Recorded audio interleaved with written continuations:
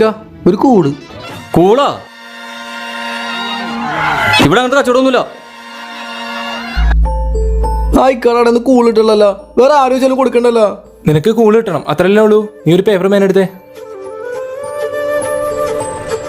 നീ കത്ത് കൊണ്ടേ കൊടുത്താൽ മതി. കിട്ടോ? കിട്ടും. ഇക്ക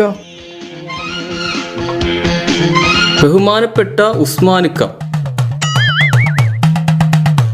ഈ കത്തുമായി വരുന്ന സുമനസ്സിന് കൂൾ നൽകാൻ കനിവുണ്ടാകണമെന്ന് കൂൾ അസോസിയേഷൻ പ്രസിഡന്റ്.